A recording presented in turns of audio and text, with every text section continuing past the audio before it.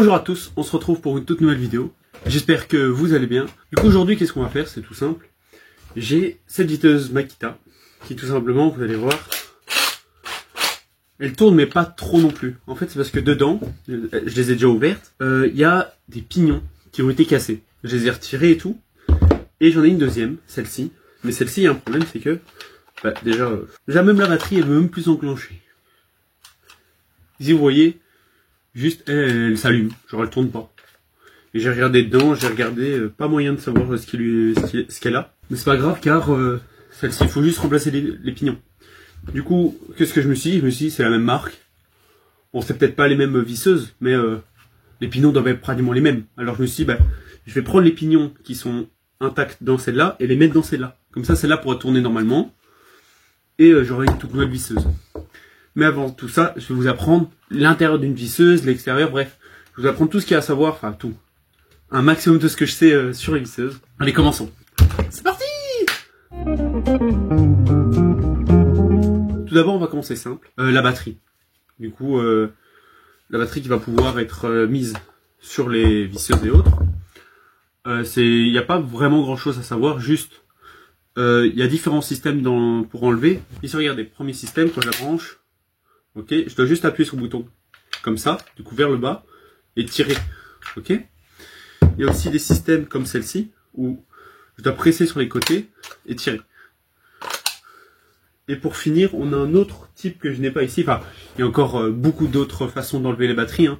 Par exemple, sur la visseuse que j'utilise dans mes vidéos, déjà elle s'enclenche par le bas, du coup il faut presser sur les côtés et tirer dessus. Du coup, voilà. Il y a aussi sur certaines batteries, ici, on l'a aussi, hein, vous pouvez voir, un témoin lumineux pour voir la batterie. Du coup ici elle est au max, on voit. Et celle-ci, pareil.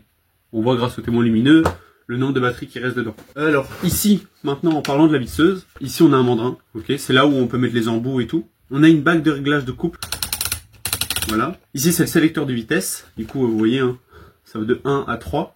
Ici c'est de 1 à 2. Pour celle-ci, ça va être aussi de 1 à 2. Ici aussi on a de 1 à 3. Du coup celle-ci et celle-ci vont de 1 à 3. Et ces deux-ci vont de 1 à 2 en termes de vitesse. Nous avons tout simplement une gâchette, hein, comme sur toutes les visseuses. Un grip pour nos mains. Vous voyez ici la partie noire. C'est un grip pour pouvoir remettre nos mains. On l'a ici aussi, toute la partie noire. C'est aussi un grip pour nos mains. Vous voyez. Hop, toute la partie noire. Je mets ma main dessus. Hop. Et puis la gâchette qui est ici aussi. Et pareil pour les deux ici. Toutes les parties noires, comme vous voyez, c'est justement pour le grip des mains. La commande du sens de rotation, du coup pour dévisser. Ensuite, quand j'active de l'autre sens, c'est pour revisser. Et inversement. On l'a sur toutes les visseuses. Hein. Ici, j'appuie sur les deux côtés. Vous voyez. Là, il y a un bouton. Juste ici. Pareil ici. Vous voyez. Toutes les visseuses ont un bouton pour changer le sens. Maintenant, regardons ce qu'il y a à l'intérieur. C'est parti!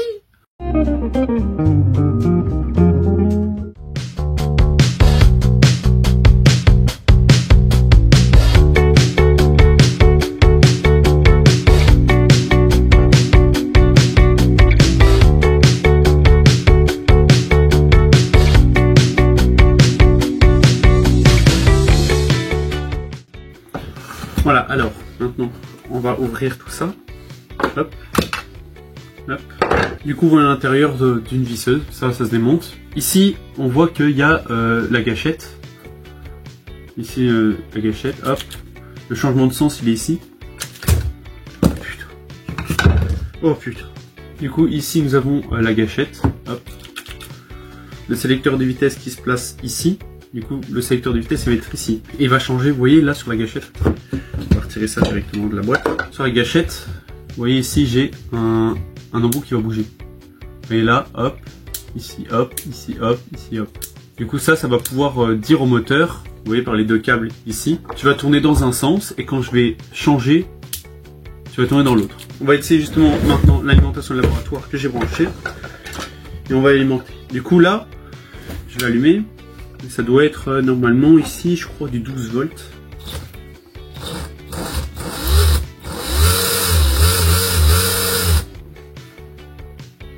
Du coup, regardez. J'ai mis un papier pour que vous voyez dans quel sens ça tourne, ici. Voilà. Ça tourne dans ce sens-là. Maintenant, si je bouge cette gâchette-ci, hop, j'ai bougé du coup comme ça le sens, il va tourner dans l'autre sens.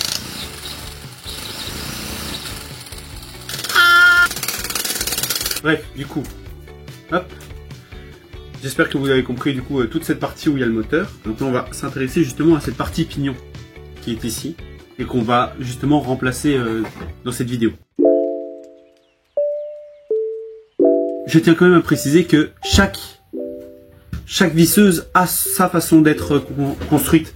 Du coup ça sera jamais la même façon à l'intérieur. Vous allez le voir quand je vais démonter les deux autres. Ça sera pas juste un bloc comme ça. Des fois il y aura plus de choses à démonter, ça sera plus grand, ça sera justement accroché avec celle-là et directement on change ici. Bref, c'est toutes les visseuses à des façons différentes. Du coup moi ce que je vous conseille c'est quand vous démontez justement une visseuse, c'est prendre des photos à chaque étape. Même si vous enlevez un simple pignon ou même, regardez ici directement je vais enlever hop, cette petite partie, photo. Ensuite j'enlève quoi? J'enlève, hop là, j'enlève cette partie, photo, etc. etc. J'enlève les 4 pignons. Vous voyez hein, les 4 pignons ici. Je vais les enlever, photo, etc. etc. Vous voyez ce que je veux dire quand même? Parce que c'est logique, vous faites comment du coup pour la remonter? Bon bref.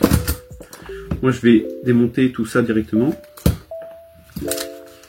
Hop. Ici, hop. Hop. Du coup voilà, on a à peu près, j'ai à peu près ici tout ce qu'il faut. J'ai 3 cercles pour accueillir justement les pignons. J'ai ici pour justement, vous voyez ici, on voit bien. Hein. Ici c'est assez simple pour remettre les pignons dans chaque visseuse, c'est assez simple on va dire, c'est que les pignons font la taille pile poil pour entrer dedans. Par exemple si j'essaie de mettre, on imagine, je sais pas, celui-ci, il va flotter un peu dedans, vous voyez. Il flotte un peu dedans comme ça, c'est...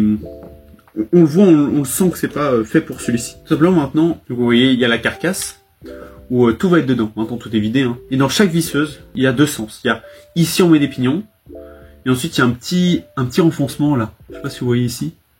Ici un petit renfoncement. Du coup là, si je mets, ça va pas tomber. Regardez ici, j'en mets un, je l'ai mis dedans, mais il va pas tomber.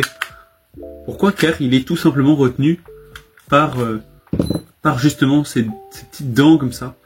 Qui sont, en plus de ça, vous voyez ici aussi, hein, j'ai des dents sur le côté, ils vont pile poil s'intégrer entre elles. Je crois que j'ai à peu près tout dit sur les visseuses. Du coup maintenant passons tout simplement au démontage des deux visseuses pour voir si on peut téléverser leurs pignons.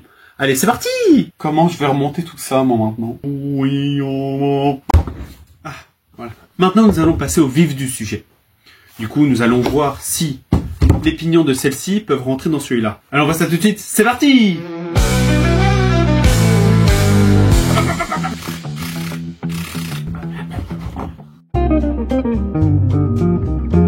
Bon, allez, c'est parti. On va commencer par démonter celle qui ne fonctionne plus, celle où on va retirer justement toutes les parties du pignon et tout ça. Allez, c'est parti.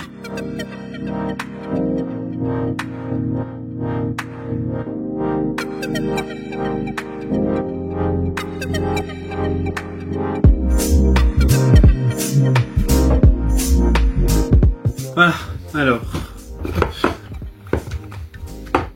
Du coup ici, on voit que c'est quand même un peu plus gros et un peu plus puissant que dans la visseuse de démonstration. Bon du coup, on va enlever tout ce qu'on n'a pas besoin. Hop. Du coup tout ce qui est ici, vous voyez, hein, ça va rester fixe. Et ça va tourner dedans. D'ailleurs on peut l'enlever. Hein. Hop. Du coup en gros il y a une aimantation qui se fait entre l'intérieur et ici tout l'extérieur de ce bobinage. Vous voyez, hein, ça va s'aimanter comme ça. Du coup faut placer au milieu et là, je sais pas si vous comprenez ce que je veux dire. Il y a vraiment une puissance qui se met entre les deux ici. Hop. Vous voyez, il y a des ressorts comme ça au milieu, c'est pour rester sur la pipette du...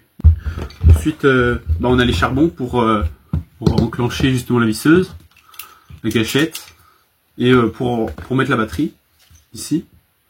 Elle s'enclenche comme ça. Hop. Vous voyez, ici, le seul truc qui marche sur la visseuse, c'est ça. C'est la lampe. Il reste que la lampe. Du coup, voilà. Voilà. Nous, on va s'intéresser à cette partie-ci. C'est dans la partie noire que vous voyez là, qu'il y a tous les pignons que nous aurons besoin pour voir si ça fonctionne ou pas.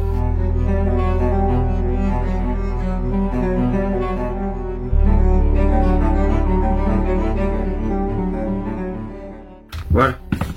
Du coup cette partie-ci on n'en aura plus besoin.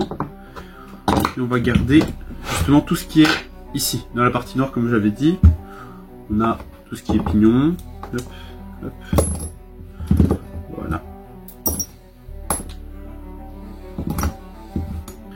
On voit déjà ici, hein, c'est déjà, il y a beaucoup de graisse autour et entre les pignons.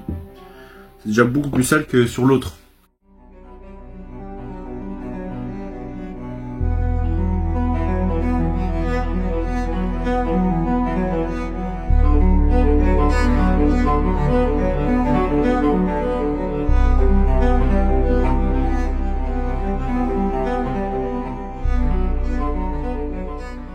Vous voyez, hein, je vais garder tous les pignons et on va démonter maintenant celle-ci pour voir justement si on peut téléverser les pignons que je viens de retirer pour les mettre dans celle-ci. C'est parti!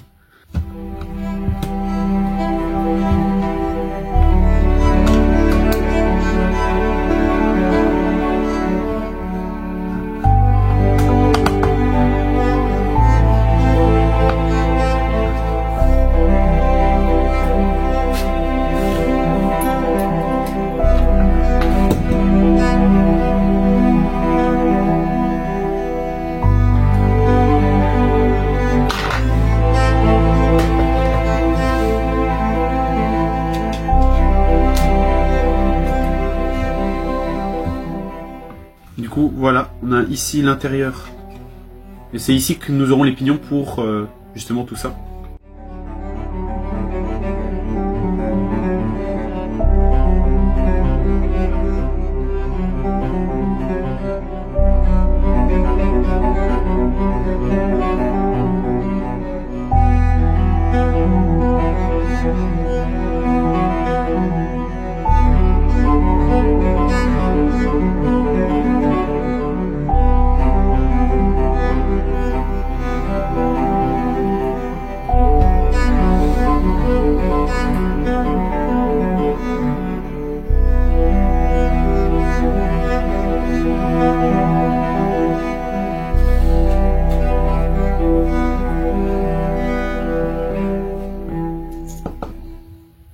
Bon ben voilà, maintenant j'ai un peu regardé les combinaisons et tout.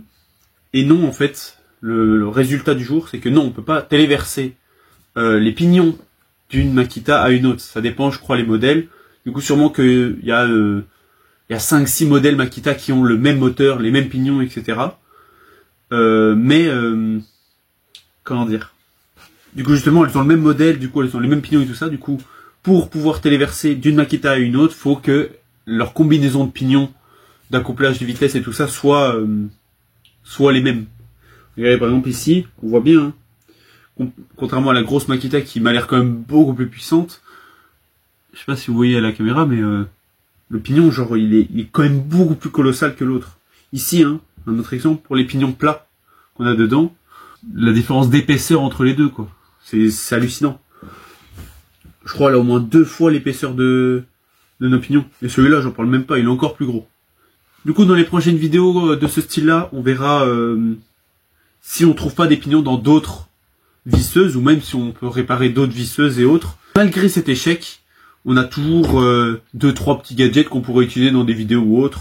Et même si jamais dans les prochaines vidéos, il y a des visseuses qui ont besoin justement de pignons et autres pour être réparées, bah j'en ai. Et même, je crois, j'ai regardé sur internet si je peux pas directement acheter les pignons que j'ai besoin. Parce qu'il manque quoi? Je crois qu'en fait, il manque que eux. Il m'en manque 4 comme ça. Il y en a 4 en fait dans la visseuse. Je sais pas comment ça se fait. Parce que c'est des visseuses que j'ai récupérées. Hein. C'est pas des visseuses que j'avais et que j'ai cassées. Non, c'est des visseuses que j'ai récupérées comme ça. Et ici, vous voyez, il m'en faut 4 comme ça pour pouvoir refaire démarrer la visseuse. Parce que si vous regardez bien, je vais vous brancher ça. Hop, je prends la batterie. Clac. Regardez.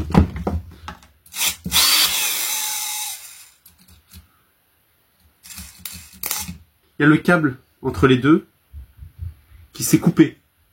Du coup, en gros, quand je touche et que je démarre, ça fait des étincelles comme ça. Attendez, je sais pas si je peux vous montrer directement de plus proche. Il n'est pas relié, regardez, si je le relie. Ouah!